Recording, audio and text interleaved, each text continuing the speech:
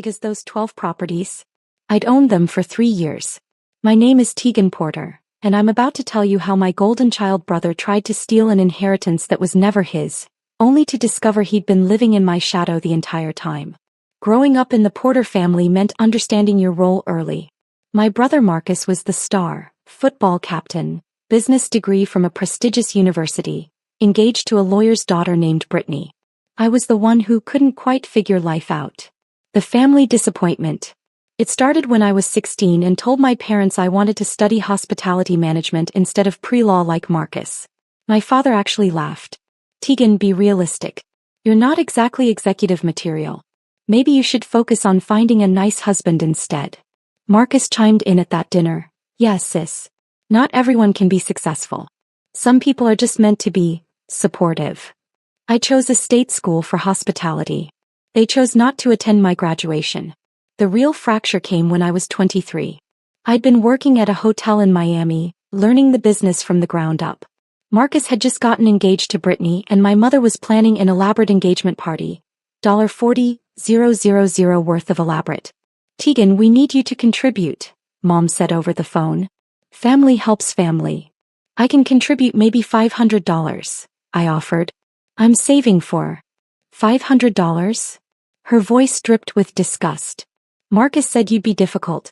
Your brother is building a real life, Tegan. The least you could do is support him properly. We're asking for $5,000. It's not that much. It was 3 months of my salary. I can't afford that, Mom. Can't or won't." She hung up on me. At the engagement party I wasn't asked to contribute to, I sat at a table in the back with distant cousins I'd met twice. Marcus gave a speech thanking everyone who truly matters, while looking directly past me. Brittany's parents were introduced as the family we always wished we had. The only person who caught my eye that night was Grandpa Harold. He was 81 then, sharp as ever, watching everything with those calculating blue eyes that missed nothing. He gave me a small nod from across the room. After that party, I stopped attending family events unless Grandpa Harold specifically asked me to come. My parents called it abandoning the family. I called it protecting my mental health. I visited Grandpa Harold every Sunday though. We'd have breakfast at his favorite diner, the Early Bird in Coral Springs. He never asked why I wasn't at Marcus's birthday parties or my parents' anniversary celebrations. He just listened while I talked about work, about my dreams of running my own hotel someday. "You've got something Marcus never will," Grandpa told me one Sunday morning when I was 25. "You understand that respect is earned by doing the work, not by demanding recognition." "The family doesn't see it that way," I said. "The family sees what they want to see." He sipped his coffee slowly. "But I see you, Tegan. I've always seen you. What my family didn't know, what I deliberately never told them, was that the little hotel job I had was actually an assistant manager position at a boutique luxury hotel in Miami Beach. And I was exceptional at it. At 26, I identified a struggling property that was about to go into foreclosure. A beautiful Art Deco building with 45 rooms that just needed vision and capital. I'd been saving aggressively for 3 years, and I'd built relationships with investors through the hotel industry. I bought that property for $2.1 million with a combination of my savings, investor backing, and a commercial loan. My family would have called it reckless. I called it calculated. Within 18 months, I'd transformed it into the Deco Pearl, a 4-star boutique hotel that became the darling of travel magazines. Revenue jumped 340% in the first year. But I never told my family. Why would I? So they could suddenly be interested in my life.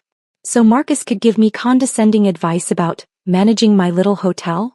So my parents could find reasons why I owed them money for all those years they invested in raising me? No. I built my empire in silence. By 29, I owned 4 boutique hotels across South Florida. By 31, I'd expanded to 8 properties with a total portfolio value of $47 million. I employed 340 people, maintained a 4.8-star average rating across all properties, and had been featured in Condé Nast Traveler's 30 Hoteliers Reshaping American Luxury. My family thought I was still working as an assistant manager at some hotel in Miami. I never corrected them. Every time I saw Grandpa Harold, I showed him the real numbers.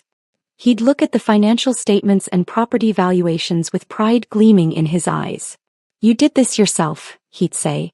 "No one handed you anything. I learned from watching you, I told him. You built a real estate portfolio from nothing. You taught me that buildings and land are the only things that hold real value. Grandpa Harold had built his wealth the same way, buying rental properties in Florida before the boom, holding them through the crashes and building steady wealth through discipline and patience. By the time I was 32, he owned 12 single-family rental homes across Fort Lauderdale and Coral Springs, worth approximately $5.8 million total. Marcus, meanwhile, was working as a regional sales manager at a medical supply company. Good job. Decent salary. Nothing extraordinary. But in our family he was still the golden child because he had a traditional career, and was married with 2 children. At Sunday breakfast 3 months before Grandpa Harold died, he slid an envelope across the table. What's this? I asked. Legal documents. I'm updating my will. I want you to know what's coming. Grandpa, we don't need to talk about. We do. His voice was firm.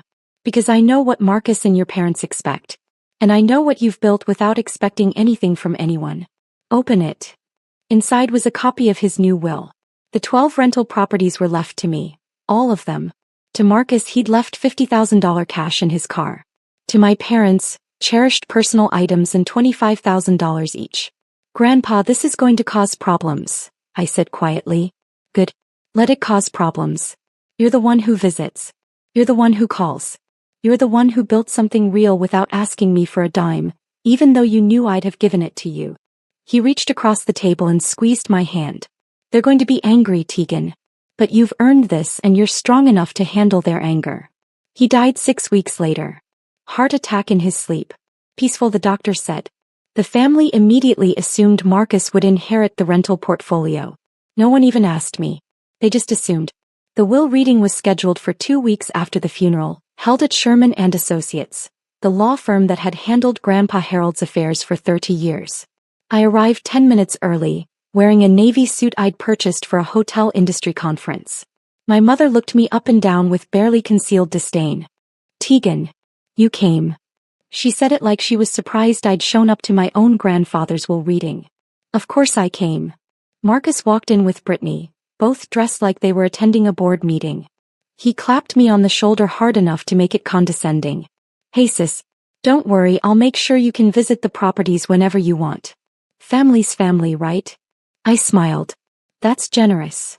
My father was already sitting, talking loudly about what Marcus should do with his inheritance. The Coral Springs properties need new roofs, Dad was saying. You could increase the rent after renovations. Probably pull in an extra $2,000 per month across all of them. I was thinking of selling a few, Marcus said. Get some liquid capital, maybe invest in Brittany's law practice expansion. They were spending money that wasn't theirs yet. If you've ever been the family punchline, hit that like button and subscribe right now. You're not going to want to miss what happened next. Harold Sherman III, the senior partner and Grandpa Harold's longtime attorney, entered looking uncomfortable. He was 67, impeccably dressed and carrying 2 folders, one thick, one thin. Thank you all for coming, he began. Harold Porter was my client and my friend for over 30 years. He was very specific about his final wishes. Marcus was already smiling. Mr. Sherman opened the first folder. To my son Robert and daughter-in-law Patricia, I leave all personal effects including my coin collection, war medals and photographs. Additionally, I leave $25,000 each from my savings account. My mother's face tightened. $25,000 wasn't nothing, but it wasn't the millions in property. To my grandson Marcus Porter, I leave $50,000 from my savings account and my 2018 Cadillac sedan. Marcus's smile faltered. Wait, what about the properties? I'm getting to that, Mr. Sherman said, and I watched his eyes flick toward me nervously. That's when Marcus stood up. All 12 rental properties in Florida go to me, Marcus announced like he could will it into reality. Tegan gets nothing, she abandoned family. She barely visited. She was never there. Everyone nodded. My mother actually said, that's right. I just smiled and placed my folder on the table, the one I'd brought with me. The one containing 3 years of documentation. Mr. Sherman's hands shook as he read from Grandpa Harold's will. To my granddaughter Tegan Marie Porter, who has proven through her actions, dedication and character that she understands the true meaning of family and hard work, I leave my entire rental property portfolio consisting of 12 single-family homes located in Fort Lauderdale and Coral Springs, Florida. The room went silent. Then Marcus exploded. That's insane. She doesn't even have a real job. How is she going to manage rental properties? This has to be a mistake. There's no mistake, Mr. Sherman said quietly. This is bullshit. Marcus shouted. I'm contesting this. Tegan manipulated him. Actually, I said calmly, sliding my folder across the table to Mr. Sherman, there's something everyone should know.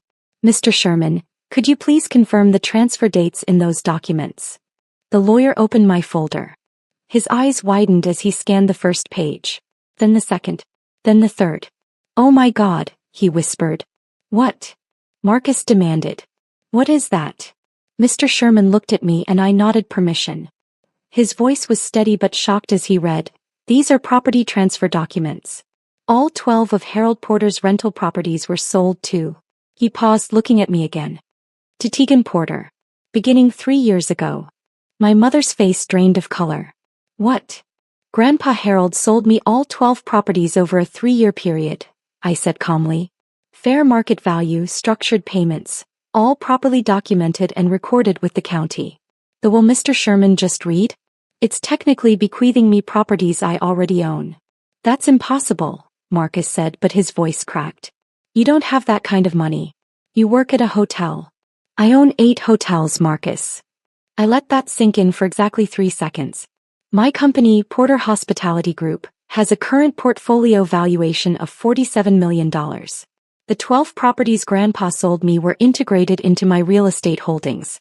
I've been managing them as rental properties while paying Grandpa an annuity from the profits, which gave him steady income in his retirement. Brittany actually laughed. A sharp, disbelieving sound. That's absurd. If you were that successful, we'd know about it. I pulled out my phone and turned it to face the room, showing the Forbes website. There was my face in a photograph from 8 months ago. 30 hoteliers under 35 reshaping American luxury. Oh God, my mother whispered. You're lying, Marcus said desperately. Those documents are fake. You forged them to steal from. Mr. Sherman interrupted. Marcus, these documents are real. They were properly notarized, recorded, and filed. I have copies in Harold's estate files because he wanted me to have them in case this exact situation occurred. He looked at Marcus with something like pity. Your grandfather sold these properties to Tegan because she was the only one with the capital and competence to maintain them properly. Why?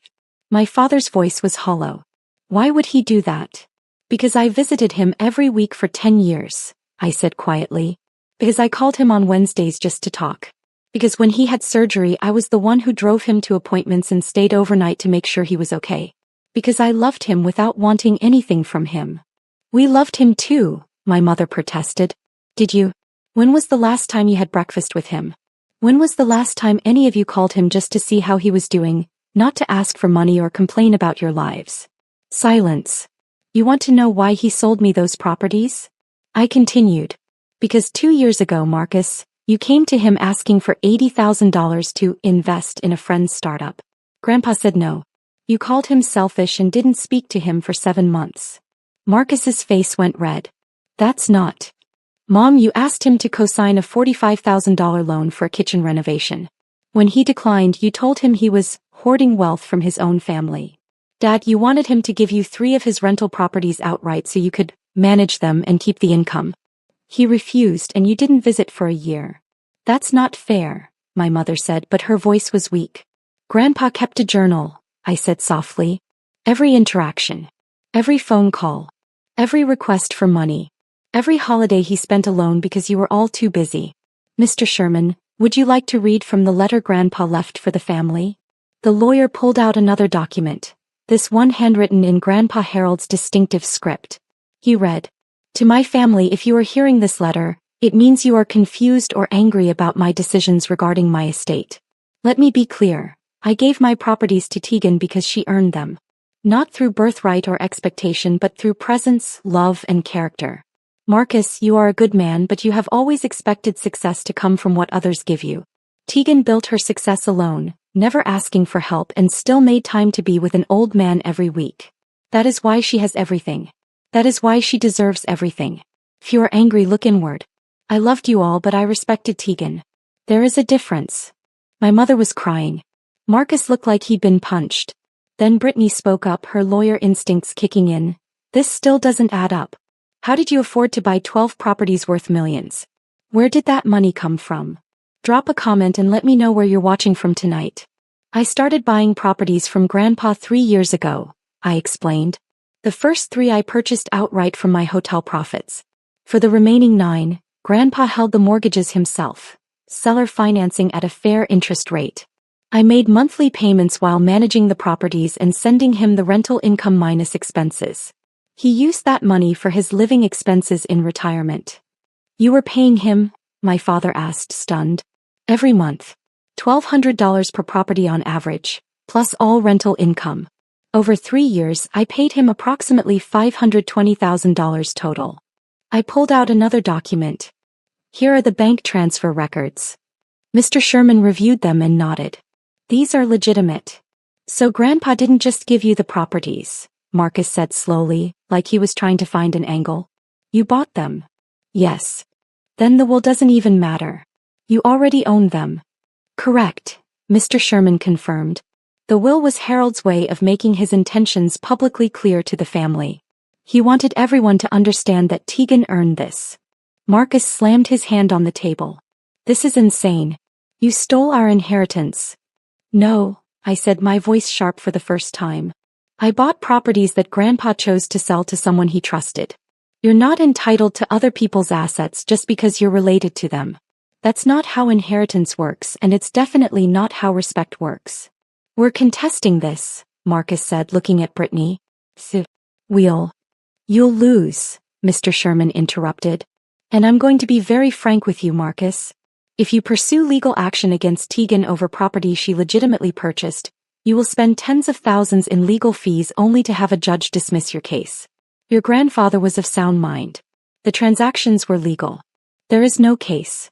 Then he was manipulated, my mother burst out. Tegan took advantage of an old man. Mrs. Porter, I've known Harold for 30 years. He was sharper at 84 than most people are at 50. These transactions were his idea, not Tegan's. That's when my father said something that revealed everything. But what are we supposed to get? We're his children. We deserve something. You got exactly what Grandpa thought you deserved, I said quietly. $25,000 each and his personal effects. That's more than I got from you growing up. The room fell silent except for my mother's quiet crying. Then I stood up and gathered my folder. For what it's worth, I'm not angry at any of you. I'm just done. Done trying to earn love from people who see me as less than. Done being the family disappointment when I've built something you can't even comprehend. Done pretending that blood relation means I owe you anything. Tegan, my father started. I'm not finished. My voice was calm, but every word carried weight. You taught me exactly how much I was worth to you. I just raised my price. You mistook my silence for acceptance, my absence for failure. But I wasn't hiding. I was watching. Every dismissive comment, every time you chose Marcus over me, every time you made me feel small, I was gathering evidence of who you really were. That's cruel, my mother whispered. No. Cruel was excluding me from family events. Cruel was telling a 16-year-old girl she wasn't executive material. Cruel was demanding $5,000 I didn't have to celebrate a brother who called me a disappointment. I didn't respond with cruelty. I responded by becoming someone who didn't need your approval. I turned to Mr. Sherman. Is there anything else that requires my presence? No, Miss Porter. We'll handle the estate paperwork through standard channels. Then I'm leaving. Marcus, Brittany, Mom, Dad, I wish you well. I genuinely do. But you won't be hearing from me again unless it's through my attorney. I was halfway to the door when Marcus shouted, You can't just walk away. We're family. I turned back one last time. No. Grandpa Harold was family. He showed up. He believed in me. He earned the title. You're just people I happen to share DNA with. There's a difference. As I reached for the door handle, it opened from the outside. 2 people I recognized entered. Detective Sarah Chin from the Fort Lauderdale Police Department White Collar Crime Unit, and James Morrison from the IRS Criminal Investigation Division. Tegan Porter? Detective Chin asked. Yes. We need you to stay for a few more minutes. We have some questions for everyone in this room. My stomach dropped. What's this about? We've been investigating financial irregularities related to Harold Porter's estate. Specifically, we found evidence of attempted fraud. Marcus went pale. Mr. Sherman stood up slowly. What kind of fraud? Detective Chin pulled out her own folder. Much thicker than mine. 3 weeks before Harold Porter's death, someone attempted to have him declared mentally incompetent and transfer all his assets into a trust controlled by Marcus Porter. The documents were filed with forged medical evaluations and a notary stamp that doesn't match any registered notary in the state of Florida. Everyone's eyes turned to Marcus. That's insane, he shouted. I didn't. We have your signature on the trust documents, Mr. Porter, Agent Morrison said. We also have email correspondence between you and someone calling themselves Dr. Rebecca Hamilton, discussing payment for medical evaluation letters declaring your grandfather incompetent.